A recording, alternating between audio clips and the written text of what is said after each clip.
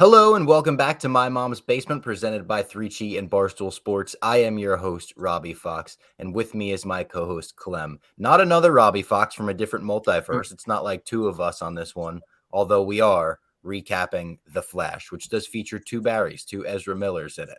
It was very hyped up, Clem. This was, I want to say, the most hyped up superhero movie of all time. People were saying it's the greatest superhero movie of all time. You're going to forget everything Ezra Miller ever did that ever got him in trouble with the law and everything like that.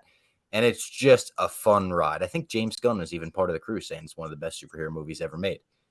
It wasn't that. I don't think it was that. I think we could both be on the same page right away and agree it wasn't that. But I got to say, it was pretty damn good. I really enjoyed myself at the theater yesterday. Clem, how we doing? What'd you think? We're doing good. The word I would use is fun. I thought it was a fun movie, which is exactly what you at least used to want. It was from superhero movies is a fun movie, and then it's evolved into this whole other genre, and it has to be the greatest ever or it's the worst ever, and there's not a lot of in between. Hey, there's a reason why comic books got Man in the Simpsons, worst episode ever. Like, that's just kind of the reputation that we have here, the nerds in the basement. But in a weird way, I think all that hype and then the backlash to the hype once the reviews started coming out had me in the perfect mindset to watch this movie, where I wasn't going in too high, I wasn't going in too low. I said, let's just see what they're going to throw at us. And all in all, I left the movie theater happy.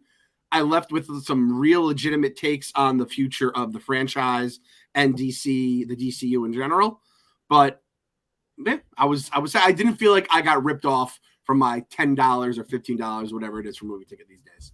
Now, I do have to ask, I saw a tweet from you. Did you have a weird movie theater experience for this one? Yeah, very weird one. So our last pod a couple weeks ago, you went to Spider-Verse. You had a bunch of little ruffians come in, a bunch of teenagers come, kind of act all cooler than school to, mess with you.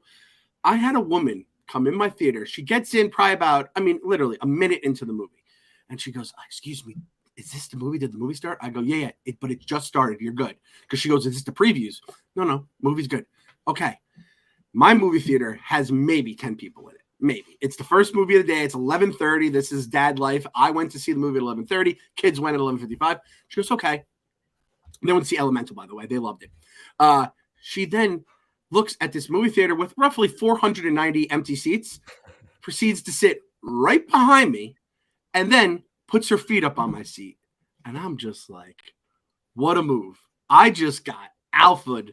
And I said, like, what do you do in that situation when someone just completely and utterly dominates you like that? So I did what any, let's be honest, like superhero comic book nerd would do. I avoided confrontation at all costs. What I did is I acted like I was going to the bathroom. I took my popcorn, took my drink, took my phone, walked as if I was leaving the theater, maybe to go to the bathroom. Watched the movie from the little like corridor for about a minute, so it didn't seem like I was, like I was gone. Like it seemed like I actually left. And then I went to a seat in the front half of the movie theater, kind of on the side. She probably didn't even know I even came back in. Because listen, Rob, if someone does that to you, like there's something wrong with them. I'm sorry. There's something wrong with that lady. And I didn't want to get into a thing. I had to worry about Ezra Miller on the screen. I don't know what that guy I don't know about what the woman behind me is going to do. So I wanted no part of that woman. I said, that is some true supervillain shit. Yeah, I would probably do something very similar. I don't think I would do the waiting in the corridor for a couple minutes. I think I would just get up and go to a new seat right away. But I respect the move. I would avoid confrontation as well. Yeah. And the thing was, I was like, if she has it out for me for some reason, she'll just come right there. At this point, I was like, I got to get this movie in. We were running late with The Basement. It's supposed to be the best superhero movie of all time. We got to get this thing watched. I don't want to have to look over my shoulder the whole time. So the Basement Boys are on one these days, man. I don't know what it is, but we are having some experiences in the theater. I love to think that she just thought you walked out as well. She was like, that guy must have fucking hated the movie. 2 minutes in, he walked out. Like, oh my God. Yeah, she's like, this movie just started, they've already lost one person. Like, I'm sure that's not the first person to walk out of a DC movie early, right? So No. My theater experience was great, though. I'm down in Tom's River. I'm at my mom's for the weekend. And down in Tom's River, no disrespect to Tom's River, it's an old people community pretty much. So at the theater, it was me, my girlfriend, and about, I don't know, maybe a dozen, 2 dozen old people. So it was great. It was just like everyone watching the superhero movie. It was maybe the loudest superhero movie I've ever seen. I don't know. It was our theater. It was the movies mix. I had like a migraine by the time the movie was over, and I was looking around thinking like Oh. they're going to cause one of these old people to die in this movie theater. Now, do you think maybe they're doing that knowing these people may have hearing aids in, so they may have to boost it up a little bit, right? Yeah. So they're kind of like, they juice it. It's like they go all the way to the 100% where it's like red. They don't keep it in like the orange area of the volume. They go all the way 100% and just blast it up for, these old coots here. No offense to the old coots listening. No offense at all. Now, before we get into like the plot of this movie, let's talk about the hype for a second. Again, this was the most hyped up superhero movie I can recall. Tom Cruise gave a fucking pull quote for this movie. He was like, "This is what filmmaking should be." I think this is a very good superhero movie, but it's the third best one that came out in the last 2 months. I would put Guardians 3 above it. I would put Across the Spider-Verse above it. I think I'll go back to those and rewatch them. I know I'll go back to them and rewatch them more than I'll go back to this and rewatch it. Again, I'm not shitting on the movie. It's very good. Very, very, very good movie. And considering everything they went through production-wise, Ezra Miller-wise, it's a miracle that this is a good movie. But do you think the people, James Gunn included, that were hyping it up as like the greatest superhero movie ever, was that all just to get eyes on this and to make us go see The Flash? Or did any of them actually believe that?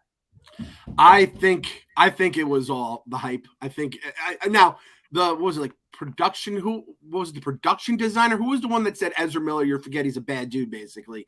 I think it was like the production designer, where it's like, listen, no disrespect to production designers, you don't get to make that statement.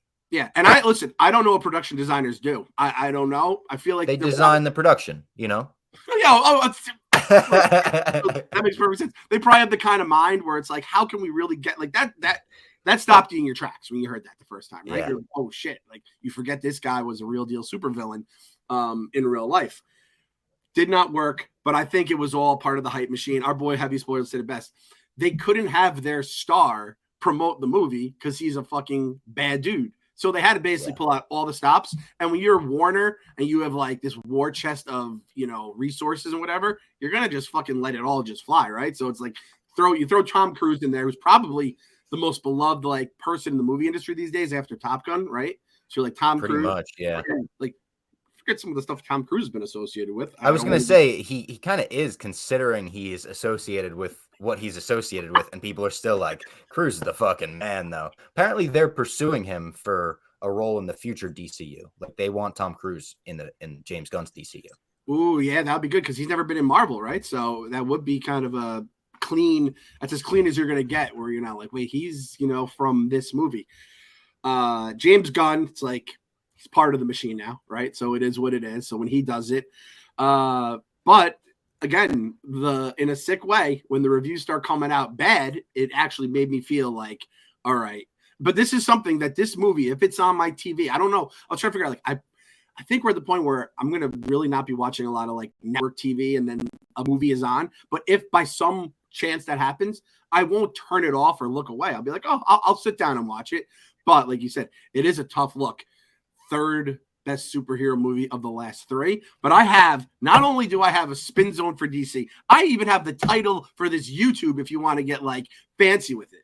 Okay, let's hear it.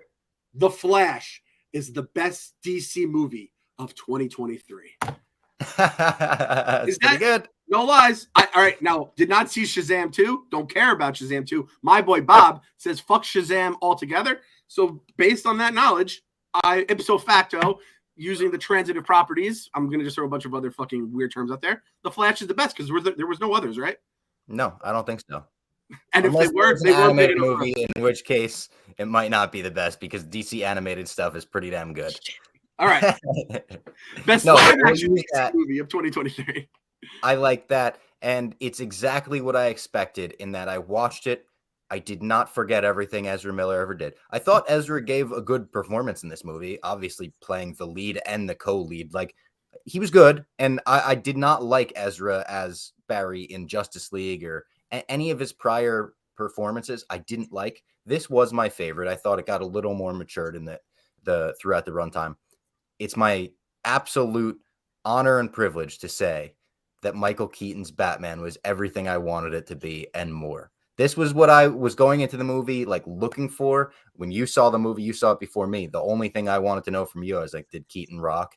And you were like, big time. He rocked. Like, we'll get into it with his scene and everything, but the direction they chose to introduce him, I loved. Like, they get him a little nuts, and then they bring in the Batman you know and love and everything.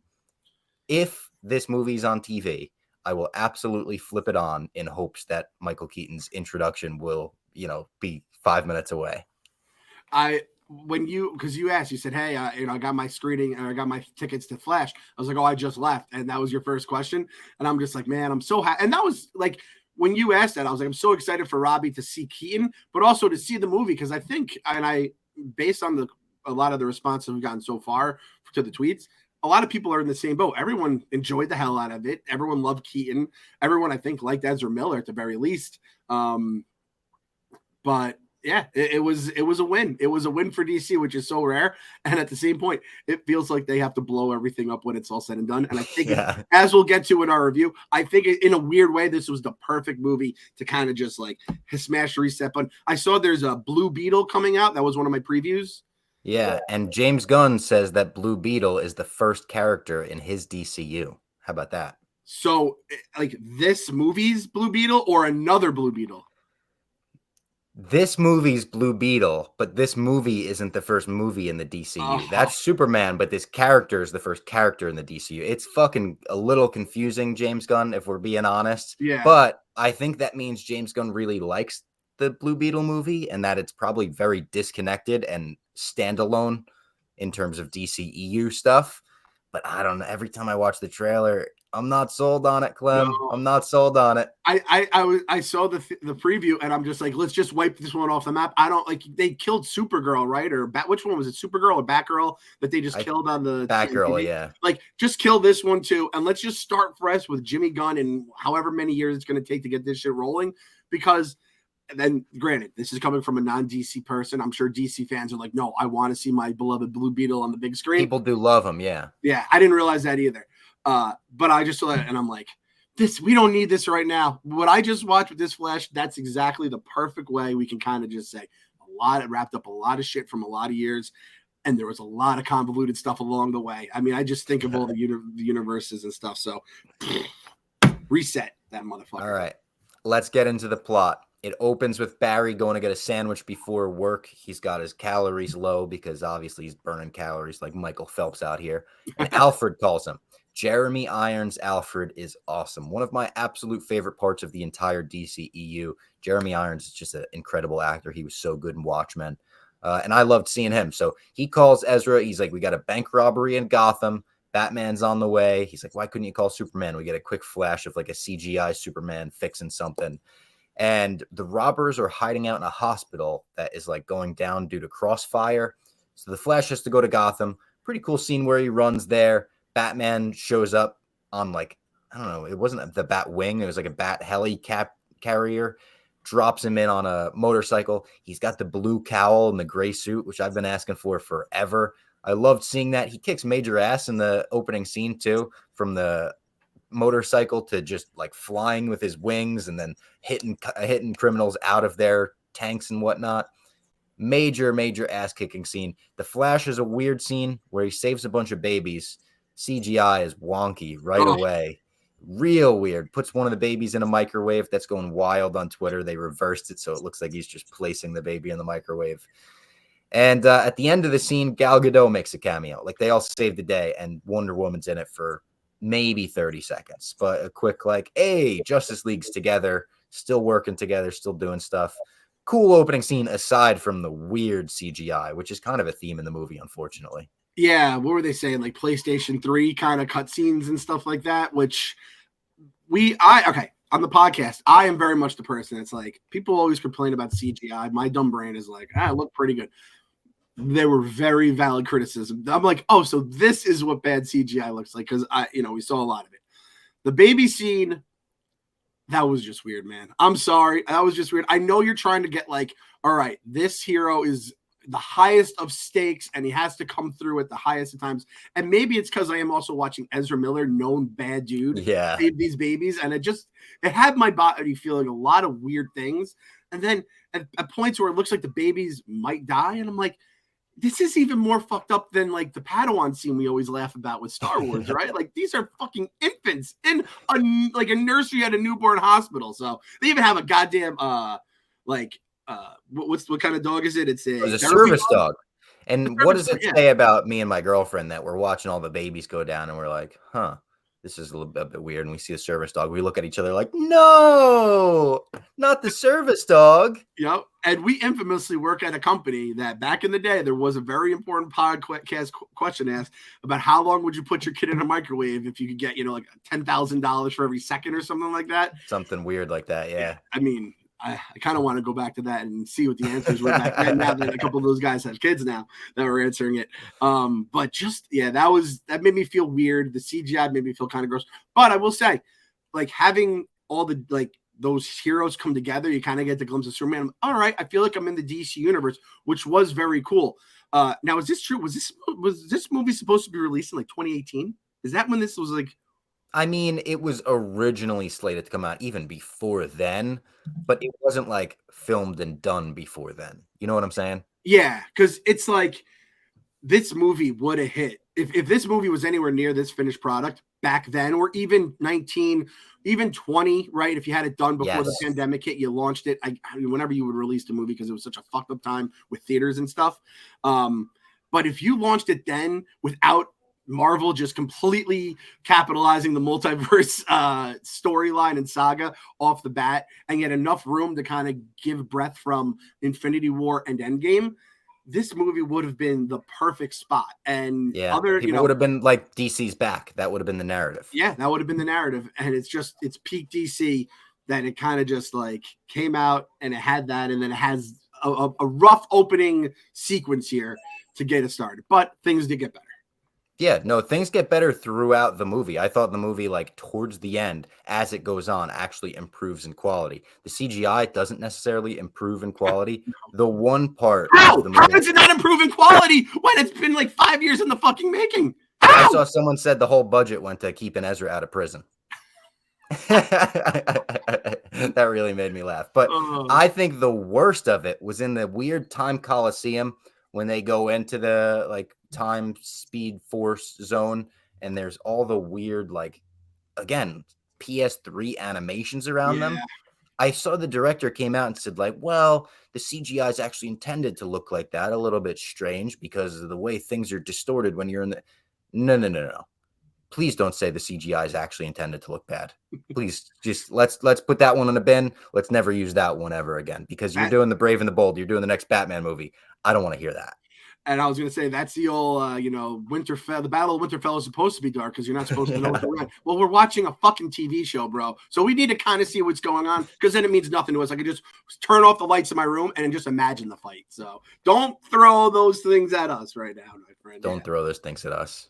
So Barry talks to... Swat it down. I want to see Matumbo that shit. Boom! Boom! Boom!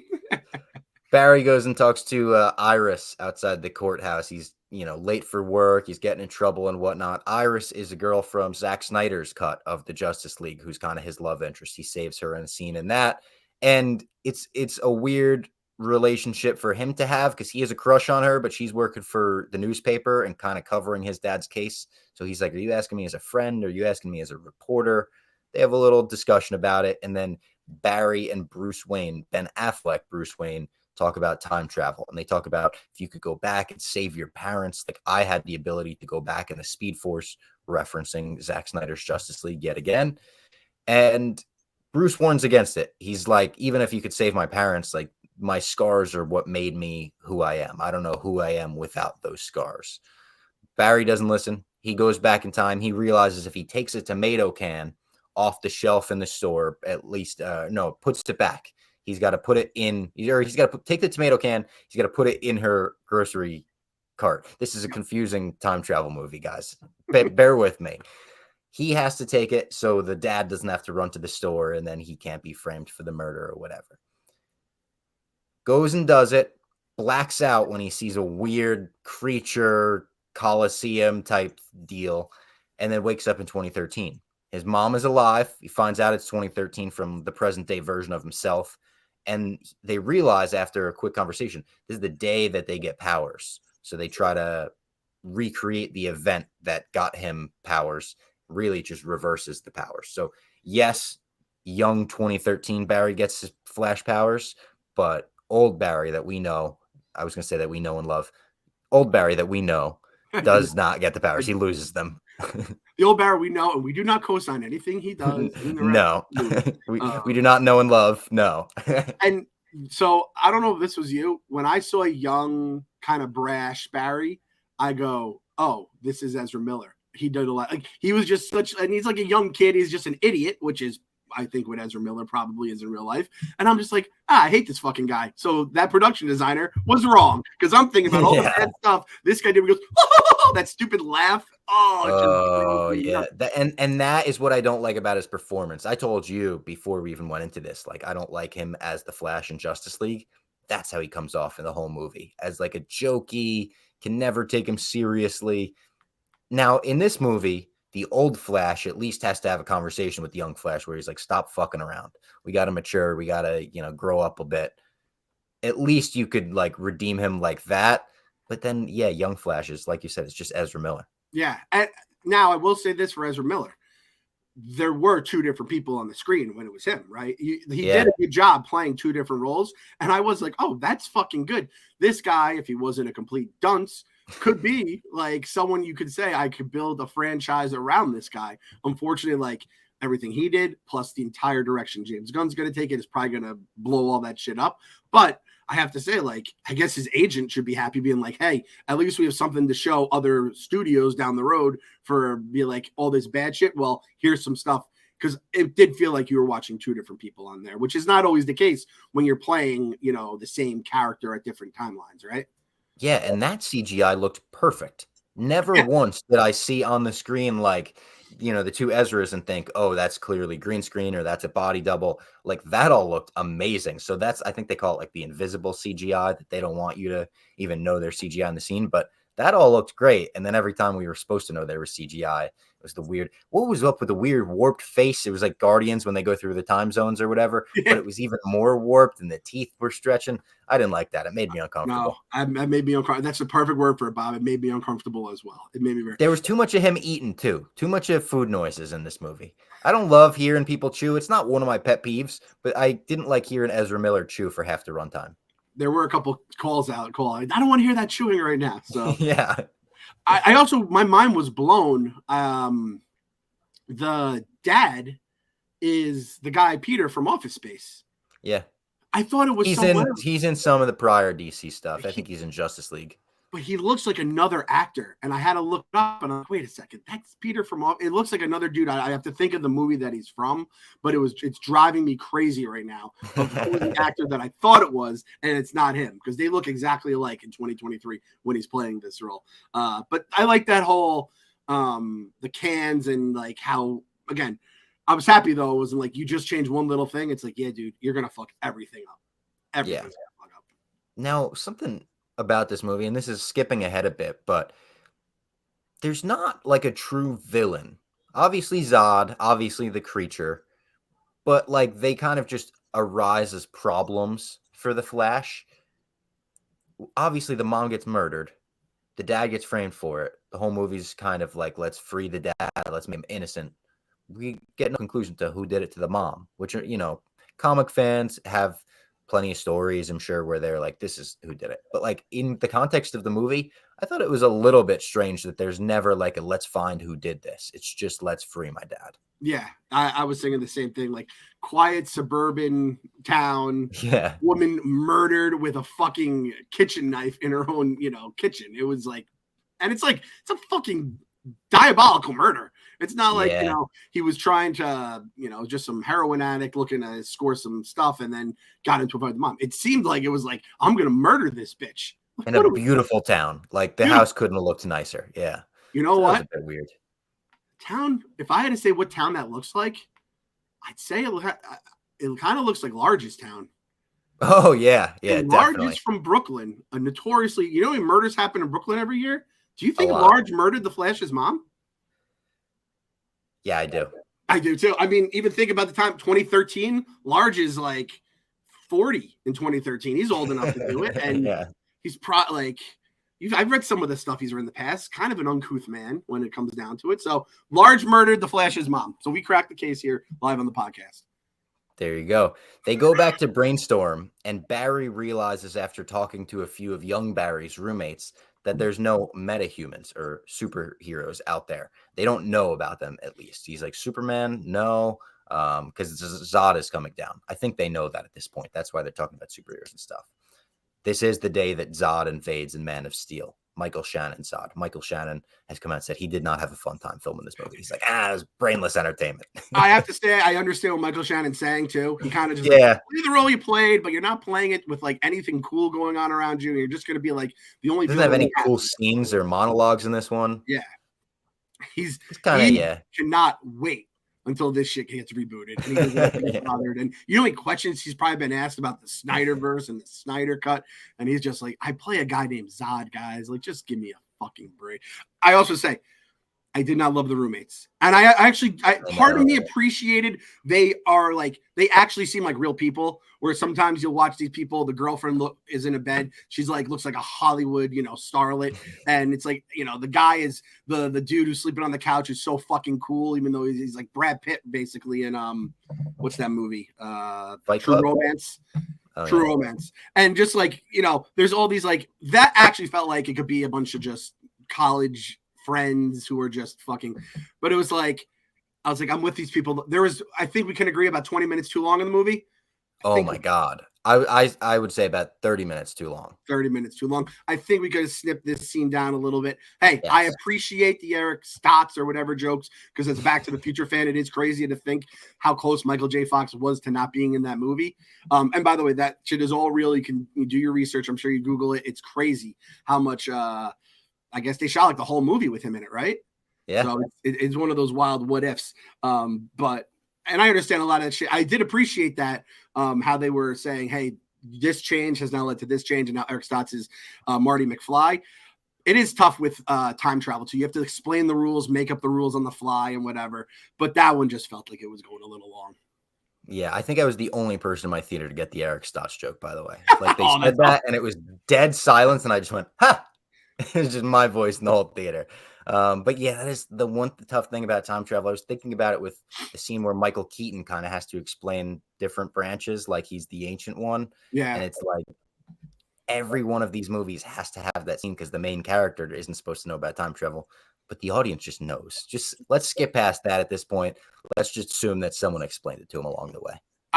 That's why I did like Endgame, where they kind of like no, listen, these are the rules, that's how it is, whatever, and like just have to gloss past it. And there's gonna be people mad. That's how you did it. There's people mad if you don't do it that way. You're gonna have people mad no matter what.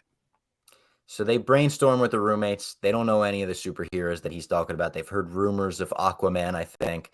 But then one of the roommates is like, Batman? Oh, yeah, I'm Batman. And he's like, wait, you know Batman? She's like, yeah, everyone knows Batman. We don't know who it is, but we know Batman. So he's like, oh, I know who Batman is. They head to Wayne Manor, but it's not the Wayne Manor that they know. It's not the Ben Affleck Wayne Manor. It's the fucking Tim Burton Wayne Manor. Oh, my God. They walk into the kitchen, and we see a disheveled, long-haired, bearded Bruce Wayne attack them. And as soon as he jumps out, and you don't see his face at first, you just see like a ball of hair, essentially. Like, oh, this guy's going nuts here. He attacks him, beats him up for a bit, and then explains to them when he realizes they're not really a threat to him that Gotham is super safe. He's like the safest city in the world. They don't really need Batman anymore. So I'm just chilling here, pretty much chilling in the cave. You want to watch any movies? And he has to explain the multiverse to him. He's cooking spaghetti. So he pours spaghetti in. He's like, look, some strands look like they're together. Some strands look like they're going haywire. And then it's just a hot mess. He pours the sauce in and everything. Again, Barry eating too much of it. But Zod invades, and they're like, listen, we need your help. Zod's coming down. Superman's not here. We need to find Superman. And he's like, I'm not really interested in that. No, thank you. He goes back to whatever he was doing. The Barrys go and use the cave. And at first I was like, would Batman just fucking let him go into the cave all willy-nilly like that? Then I was like, yeah, it's Keaton's Batman. So actually, yes, he would. He let Vicky Vale in the cave like that. So, all right. Yeah, he would let him in the cave immediately. And eventually he says he'll help. I forget what it was, but he's watching Ezra on one of the cameras, and Ezra starts asking him some questions, and he's like, all right, fuck it, I'm Batman.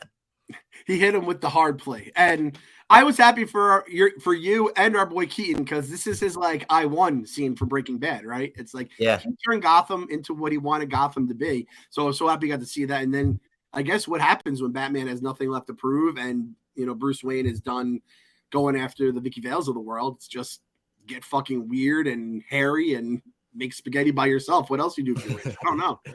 I know it was a little sad seeing that, he's not with Vicky, and he didn't get a wife, I guess. He's just a bachelor still. You think he's still fucking? He's fucking. He's definitely fucking. He's fucking, yeah. Now, do we think this is the exact Batman from, is it that universe, whatever universe number from the movies? I would say yes, because of a specific scene in the Batcave where young Barry finds the laughing bag. Yeah, the laughing bag. That was a great shout. If you're a Michael Keaton Batman fan, like that was for the diehards. That was nice. That was when I said, man, Robbie's gonna freak the fuck out when he sees. That was the exact moment, because that is that cut, right? Like that is a little thing. That's the filet mignon of the Batman references. And I got what I wanted in terms of a reference to Alfred no longer being with us. Michael goes Alfred. They said, oh, you had an Alfred, and they kind of just left it at that. They left it real subtle, which later on they do some things with some deceased people that wasn't so subtle, and people are upset about that. We'll get to that. It's a teaser for later on in the podcast.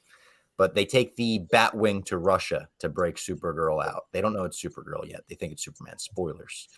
But they're like, let's break Superman free. He's being held. I think it was Russia. It was snowy. Yeah, Siberia. Yeah, it was Russia. Yeah, all right. They take the Batcave in. Awesome shot of the Batcave going over the moon again, which is one of the most iconic shots in all of the 1989 movie. So good. And we get to see Keaton go full Arkham City. This is what we saw in a lot of the trailers, where he swoops down, beats the fuck out of some criminals that are holding Supergirl hostage or captive. And the Elfman theme is just ripping. They rip it a couple times in the Batcave, but when he's just messing people up and you got the Danny Elfman theme going, chills just talking about it. And then when they find Superman, quote unquote Superman, it's actually a very, very weakened Supergirl who's being held in this ball that's preventing any sunlight from getting on her, because obviously Kryptonians powered by different suns, red suns, different colored. They rescue her. They get her out. As soon as they get her out, they're like cornered, and Batman's like, we just got to try not to die. But then Supergirl's got her full powers, so she fucks everyone up. They go back to the Batcave. This is a cool scene. Kind of reminded me of Flashpoint, which there's a lot of Flashpoint inspiration, but they try to give Barry his powers back through this Ben Franklin kite. Yeah, it's like a bat kite, essentially. Almost kills him. Does not work. So Supergirl realizes what's going on. She picks him up. She brings him right into the storm, gets him struck by lightning up there. The whole way this scene was shot, the score during this scene, I thought this was one of the stronger scenes in the movie.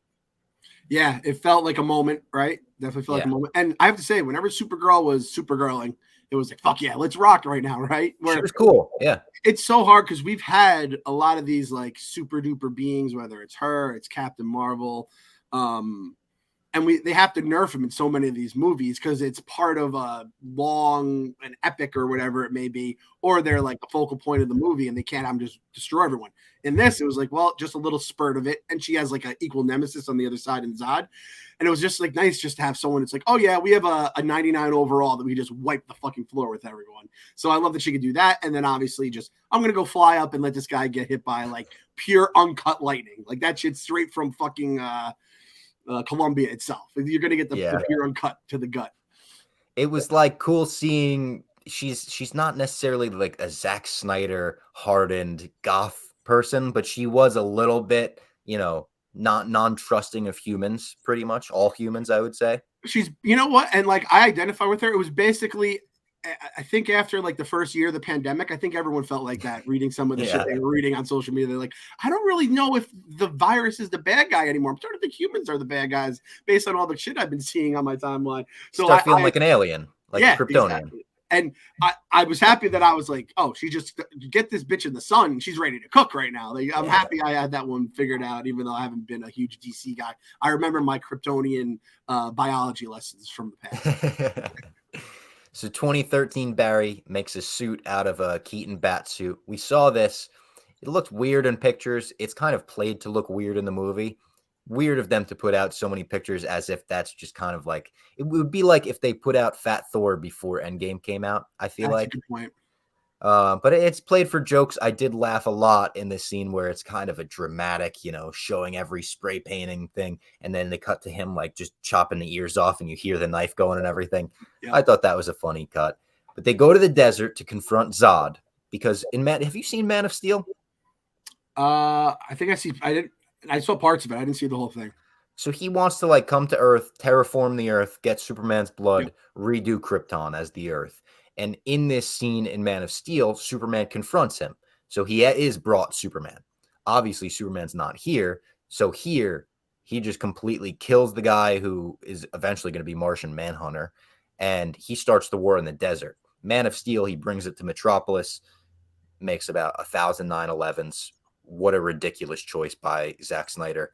I cannot believe still to this day that they destroyed the entirety of Metropolis to start the DC universe. But don't get me started. Man of Steel, still a good movie, but that's just a weird choice. Be careful, Bob. I'm not looking for the Snyder people to get now.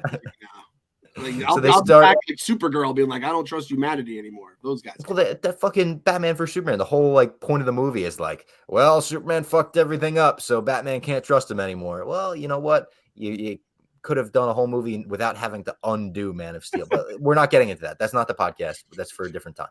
They start the war in the desert. Batman comes in on the Batwing. He's got to attack some of the big stuff. Zod and Supergirl are a one-on-one fight. And then the two Flashes go against Kryptonians. So all of the like super powered. And this is for young Barry, like very jarring and weird because they're as fast as he is, or at least close to as fast as he is. So it's more of an even fight. Huge fight scene, huge battle scene. And then Keaton sacrifices himself at one point and Supergirl dies like within like a couple minutes of each other.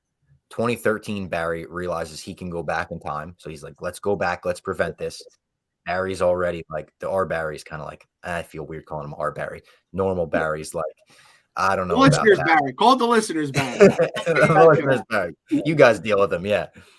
He's like, I don't know if this is going to work. They try it, though. They go back in time. Every time, Keaton and Supergirl are going to die. This is like a Nexus event. This is a point in the timeline that is going to happen in every world. Keaton even says in one of them, he's like, I wish we could go back or something. And Keaton's like, you already did. I was like, oh, what a fucking great line. And they keep going back to the point where 2013 Barry's getting marked up, scarred. He's getting shards of ships go through him. And it's starting to piece together in my mind what's happening here. I'm sure everyone else the same thing.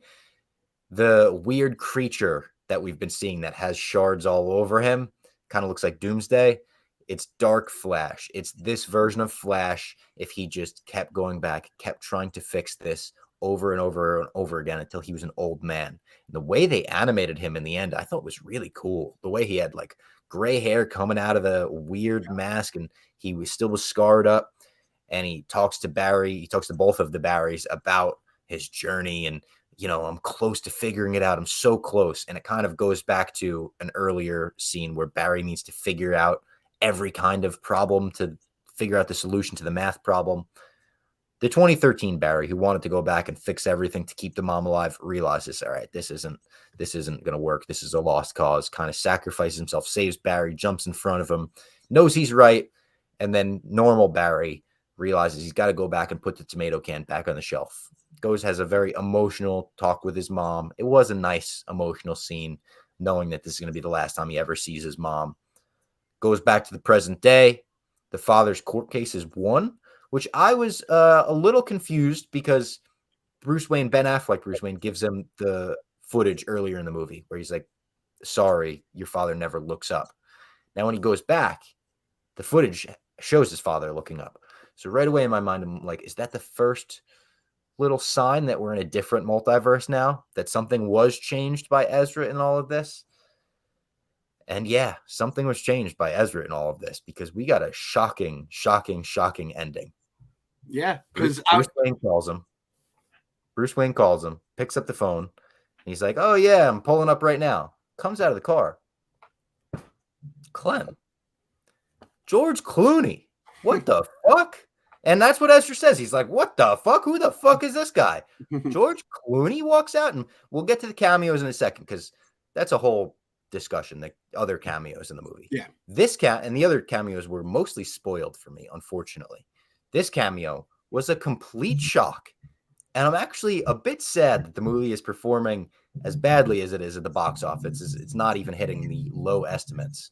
Because as much as I don't want another Flash movie with Ezra, I would like to see a sequel to this Flash movie where you recast Ezra and give us Clooney in the same type of role that Michael Keaton had in this one, where he's a little more than a cameo and not quite a main character.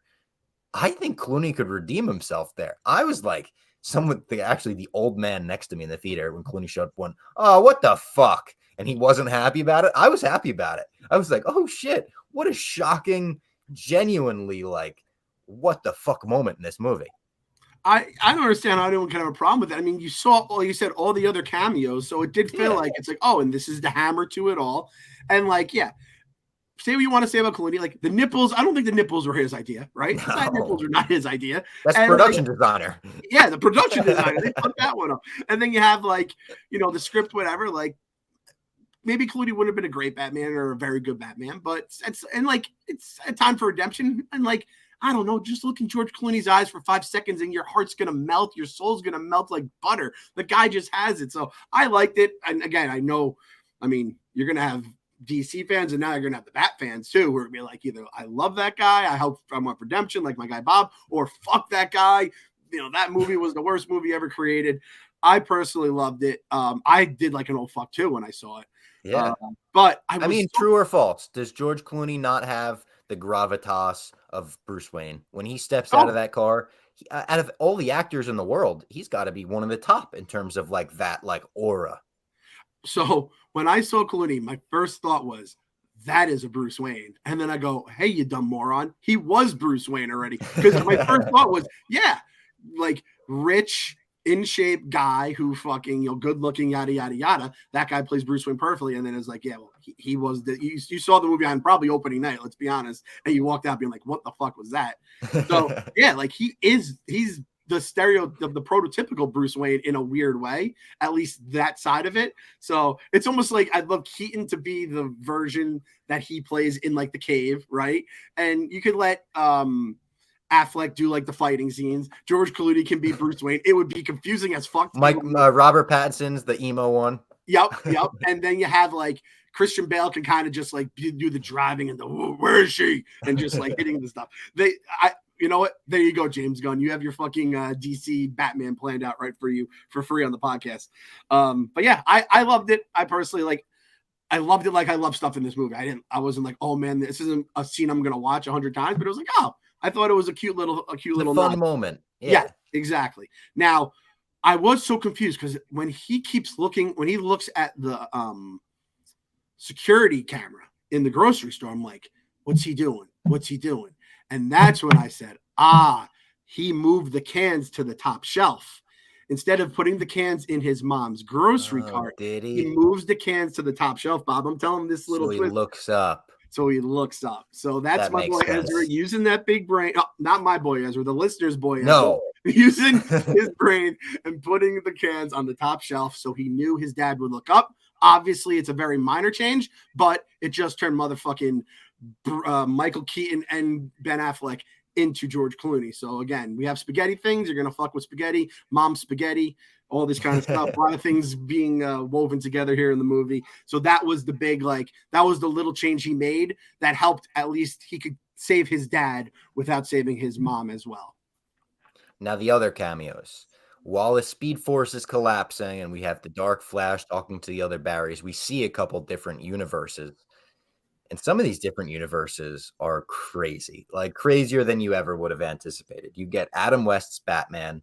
You get like the original Superman, which I should know his name, but the black and white, hands on the hips type Superman. George Reeves, I believe. I think it was George Reeves. No. The original Christopher Reeve and George Reeves? That's crazy. Yeah. That's crazy. How did I not know that? So you get George Reeves, you get Adam West. Then you do get Christopher Reeves, Superman, which the handling of the camera angle they used a bit like machine-y. I don't know. It's like a straight-on shot, and then it like slowly pans Yeah, around him. It's also Supergirl. Who played Supergirl in the 80s?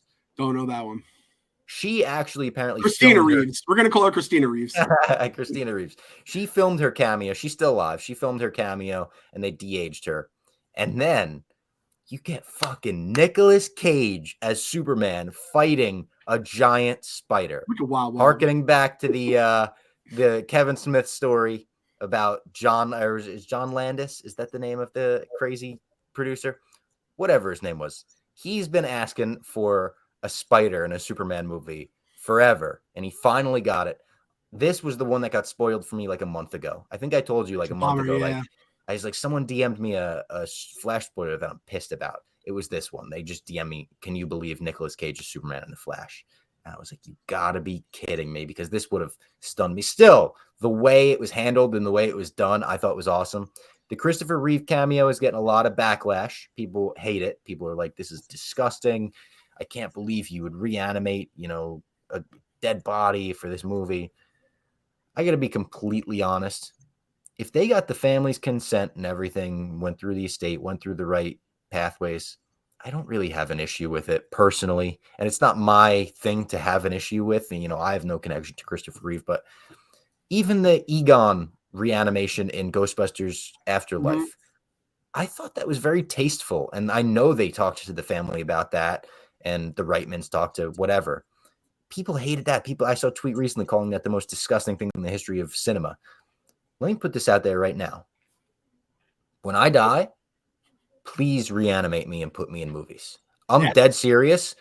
I don't care if it's The Flash. I don't care if it's whatever. Put me in movies. Put my likeness movies. I'm putting it out there right now. Don't call it disgusting when it happens. If it happens, I want this face in different movies. Put me in the background. Put me in a crowd scene. I think it's a nice thing to continue the legacy of these people. Bring the Fox back. Make him live forever.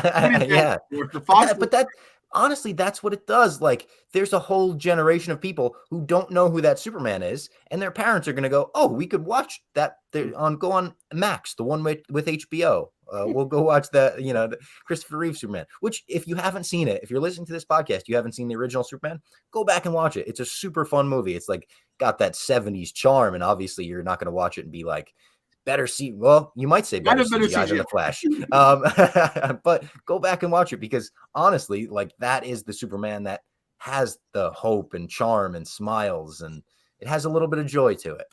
I'll say this: if Christopher Reeves wasn't in that scene, you would know why he wasn't, but it would have felt like you were missing something, especially if you had other, Supermen or heroes that were dead at that point.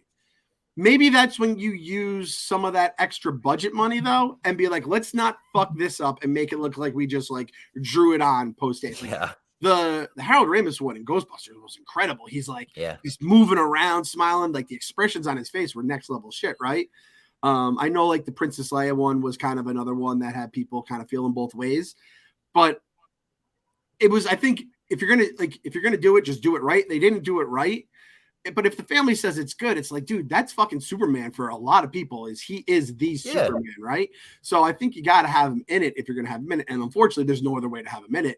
Just like if you're going to, take some of the, I guess the only other part you couldn't do, maybe take some of the budget money from Ezra's like 13th bail of the last year and you put it towards there, let Ezra rot in the cell for a couple of days and make Christopher Reeves look good. But I'm with you, Bob. And reanimate the fuck out. Reanimate Robbie. # reanimate Robbie. Do you want to be reanimated? Yeah, of course so. All right, then put the Basement Boys in your movies. If I die too, like ghostwrite blogs for me on Barstool and just like I feel like Clem's always around in the universe. I like that. Yeah, there's always a Clem. Like, you're like Doink the Clown. You could just have different people play Clem. And also they reanimated Adam West. I mean, it wasn't like a clear shot of his face. It was just like you kind of saw him running, I think, and you heard his voice. But I haven't seen people upset about Adam West, just the Reeve one, because I guess it was his face. But now, were you stoked about that? Because for all the talk about all these different Batman, Supermans, like that was your dude. You grew up with Adam West, yeah. Oh, I loved that. Like that made me smile ear to ear. Mm-hmm. Loved that. So like, listen, were the cameos in that moment very like kind of ham-fisted of like, remember this guy? Remember this guy? What about this guy? Remember your childhood? Yes. Did they work for me? Honestly, they did. I I kind of popped for everyone. The Nicolas Cage one, come on, you're gonna put that nerdy a reference in your movie. It speaks to how crazy that story has become an internet legend, basically, too, of just even the pictures of Nicolas Cage in the suit that have been blogged, on Barstool many times. If you're interested in the Nicolas Cage Superman movie, there's a documentary called, I forget what it's called, but Superman Returns, the movie that never got made, something like that. And it's a very good documentary, very interesting about the chaotic movie that would have been made. And if you're not aware, The Death of Superman Lives. That's yes, I remember The Death of Superman Lives. It's very good. My favorite piece of nerdy memorabilia that I have to this day is the script. I printed it out. It's readily available online. I printed it out. I brought it to my first ever Kevin Smith signing when I want to say I was 13, and he signed it. Robbie, fuck Tim Burton, Kevin Smith. Because Tim Burton was the one who shut that production down. So that's my favorite. That's one of those houses on fire. Let me go grab the script.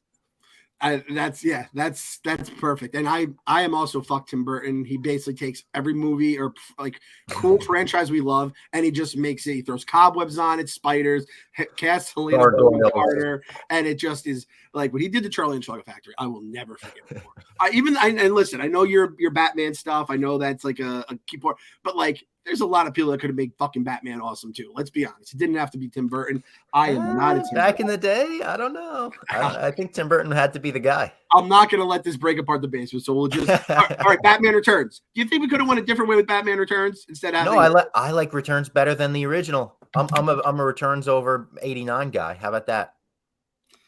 So Danny DeVito eating fish, looking like an actual penguin, and the giant rubber duckies.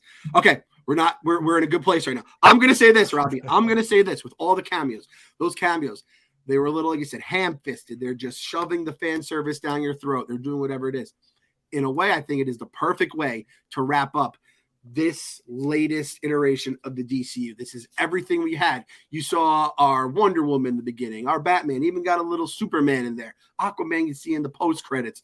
You have all these different Superman, Batmans everyone grew up with, Flashes, all of it. There it is. And James Gunn's going to snap them all away. They're going to go away. And listen, in the future, you may get some sort of a nod or reference, and maybe even an actual actor come back. But I think this should be the movie where it's you take it all, you put it in a bowl, and you put it on the shelf. And you go, all right, that was the last X amount of years of DC. Let's start completely fresh here, because there's just, they cannot survive. I don't think this DC can survive if they even do a slight nod to anything, even the last couple of years, because then it goes well, then a couple of years before that was this, and then it just goes into Snyderverse and cuts and all this other kind of bullshit that it's you can't. And the way the entertainment world works, you can't just have all these angry people just downvoting your movies, shitting on stuff, and just destroying stuff, and then suits are going to listen to people and fire directors and fire producers and all this other kind of stuff.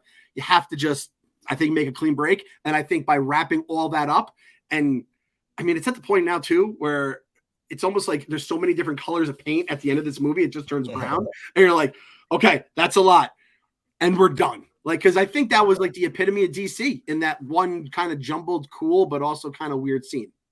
Absolutely. That's a great way to put it. It's like the Malcolm in the Middle episode. I don't know if you remember when, is it Hal is the dad? Yeah. Bryan Cranston, he's doing splatter paintings, and he's like, I just got to get it just right. And he puts on so many layers that at the end of the episode, he's like, it's perfect. And it's this thick on the wall. And it just slowly falls on top of him or something. But that's what it is. It's a huge chunk of splatter paint that you've been throwing at the wall for years now. And let's call it a day. Let's start new, start fresh. Let's do our fast food review. Also, the post-credit scene, kind of a nothing post-credit scene, quick comedy one with Jason Momoa. Nice seeing him, but nothing. I go to I think it's After Credits is the app, and it tells you if there's a mid credits, if there's a post credits, and then the approval rating it gets for each. People say if it's thumbs up, thumbs down. I think it had a 75%. And I'm like, all right, well, it must be pretty decent. I'll tell you. That did nothing for me. I don't know. It didn't really hit for me either. Okay, because maybe people who watch DC more or bigger Aquaman people, I was like, really? I like Aquaman. And by the way, we got a Tamora Morrison cameo. We forgot to mention. That was awesome. I like that. Plays Aquaman's dad. Yeah. And you haven't seen Aquaman. So in the moment, I thought, oh, shit, Tamora Morrison. And then I thought, did Clem think, oh, shit, they called Boba. Yeah, he's in his back to tank right now. Yeah. And I like how they kind of reverse it, where they named the dog him Yeah. instead of obviously Aquaman, because his wife is not a queen from Atlantis. They just did that. It was really funny. So, fast food review for The Flash. We were talking about this one as a tough one. You said you were debating it for a while. I came up with mine pretty quick, and I texted it to you as a joke, and then thought, no, that's the one I got to say on the podcast. My fast food review for The Flash is that it is any $5 footlong of your choosing from Subway, whatever you think the best one is, endorsed by Jared. So you're like, listen, this is a good sandwich, but I don't know if I'm allowed to like it. I don't know if I'm allowed to say that it's good. I don't think I'll be going back to it because we can't associate ourselves with that guy. Maybe you take that guy out of it and you bring the sandwich back under a new name and look and everything. That's what I'm going with for this one. It'll give you, you hear $5 footlongs. You smell the bread, you eat the meatballs or whatever you get from Subway. Gives you those nice nostalgic feelings inside. And then you're like, but wait, that's the dude pitching it. No me gusta. Yeah, Thanks you're like, no, we gotta disassociate. Yeah. I like that. That was perfect. You texted it over and you nailed it again. Mine is kind of going off the same line in terms of the nostalgic feelings. And it's something that's actually pretty new. It just came out. I don't know if you've seen this. It's Grimace's birthday at McDonald's right now. Oh, yeah, I got it. Yeah. You got it? Oh, nice. Yeah, like 2 days ago. And I went through the drive-thru. I'm not even kidding. I said, I'm looking to celebrate the big guy today. Put on that Grimace birthday meal. And what did the like you get a chuckle Like out of him? No, as a teenager, they didn't give me a please, chuckle. Exactly. Yeah. Yeah. So for the people that don't know, it's Grimace's birthday. He's the big purple dude that you used to see in McDonald's ads back in the day. And shoot, there's probably people listening who don't even know like that part of Grimace because I feel like he's been gone for so long. But it's like you either get a Big Mac or a chicken nuggets. I think a 10-piece nuggets, fries.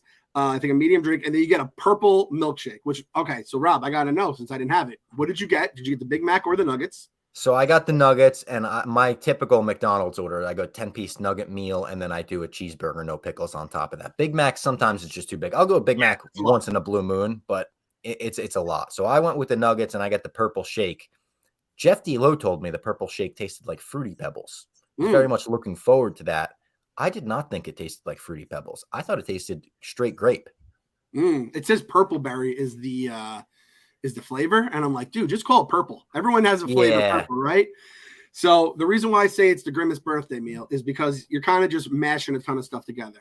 You get either nuggets, you get the Big Mac, you have the fries, you have the drinks, you have a milkshake at the end. And then even the commercial, they have Grimace. In the commercial, they have the giant chicken with like she's like the like airplane pilot things on her head. There's Hamburglar. There's the little chicken McNuggets. Mayor McCheese, was he in it? What? Mayor McCheese, was he in it? I didn't see the mayor, but I have to go back. And it even has like a welcome back. It's like the welcome back Cotter song. And it just makes you feel good inside. A lot of nostalgia. And to be honest, a lot of it doesn't make sense because like we forgot about Grimace and now he's just back throwing fast food down our throats. We are acting like Grimace was like all of our favorite guy all of a sudden. We're like, Grimace, the birthday meal, birthday boy. Hey, Big G. So like that's what this movie is. It's a lot of nostalgia, it's a lot of feel-good stuff. It may not be the best thing on the menu, but it's like if you just want to go for it and try it, you're gonna have a good time, right? Like it's a lot, just like this birthday meal. It's a lot. Like Rob, I mean, I can't like that's like 2,000 calories you consume that day. It was a lot, yeah. And I didn't finish the shake. I'll say that. The shake was, and I'm a big like fun shake guy. So when they bring back the Shamrock Shake, I'm all about it. I love the Shamrock Shake. This one I expected to be all about. I got maybe a quarter of the way through it and threw it out. It wasn't my favorite. Did you go? It was like the first sip is good. Don't get me wrong. The first sip I was like, oh, this is good, but it's almost too sweet to have like the full, thing. Even the small shake thing at McDonald's is pretty big. Yeah, that's true. So it takes a lot out of you. And there's a lot of things you can love about it, but a lot of it's just nostalgia. You can just get yourself because I originally thought the meal you had to get a Big Mac and a nuggets along with all the other stuff, and I'm like, you go what one are or the we other, trying to do? Like turn us all into pieces? I'm like, that would be a supersized meal. Yeah, exactly. That might be illegal in 2023 to have that much food in one meal, right? It might be. that's kind of this movie. It's like, it tastes good. You're going to be happy. You're going to, like it. At the end, you're like, man, that was a little too much. But in the end, it's like, there's things you love. You love the big guy, Big Grimace, and all that. And it even had, did you see, I blogged the other day, they released a Game Boy Color game. I read your blog about it. Yeah. They really fucking went all out for the nostalgia. And I feel like, again, Christopher Reeves, Adam West, they're just, the Nick Cage things. They gave a lot of love to like the kids that grew up with this shit over the years. Yeah. So Grimace and Jared, two very interesting, very different for the record spokesmen. I don't know. We don't know what Grimace gets into. We have no idea. We can't. We're not putting our backing behind Grimace by any means. You look in his eyes, man. There could be some darkness there. He's almost too happy, right? I mean, he's getting back in the news. He's going to get Ken boned. They're going to find some weird shit on his Reddit history. Grimace is going to be out of here. Should we do a hashtag? Should we do a Grimace hashtag? Oh, boy. Grimace Flash.